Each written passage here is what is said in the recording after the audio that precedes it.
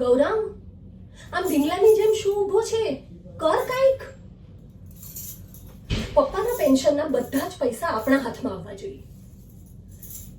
You C Gaurang, નાનપણથી પપ્પાને તે એકલા હાથે જ સંભાળ્યા છે, તો પછી ભાગ પણ તારા એકલાનો જ હોય ને. કઈ કેવું છે તારે? તું મને કઈ કહીશ નહીં ને? તો પછી હું કહું છું એમ કરવા માંડ. યુ સી, તમન્ના કઈ બોલે નહીં, પણ બોલે ત્યારે ઇતિહાસ લખે. આવો આવો આવો કંકુબેન, અંદર આવો. શું વાત છે? નોકરાણી થઈને શેઠાણીના રૂમની બહાર ઉભા રહીને વાતો સાંભળતા આવડી ગઈ છે ને કાંઈ? વાહ વાહ વાહ, ખૂબ સરસ. હા ના, અરે અમારાથી તમને કઈ બોલાય? તમને તો પપ્પા આણામાં લઈ આવ્યા છે. પણ યાદ રાખજે છોકરી, પપ્પા ગમે તેટલું તને દીકરી દીકરી કરે ને, છતાંય તું આ ઘરની નોકરાણી જ છે.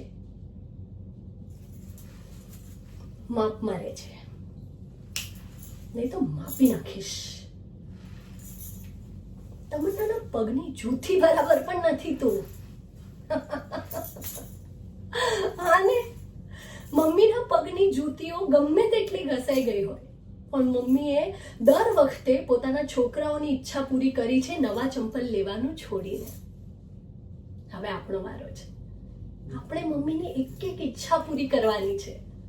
આવું જ કહી રહી હતી હું હમણાં કંકુને. હે ને કંકુ? હા, જો તમારી દીકરી પણ હા પાડે છે. કંકુ, તને મેં કેટલી વાર ના પાડી છે કે અમે તારાથી મોટા છીએ, એનો અર્થ એ નહીં કે તારે અમારા બધા કામ કરવાના. હા, લાવ જોઈએ, હું મૂકી આવું છું. લાવ મમ્મી, તમે જ કહો. હા,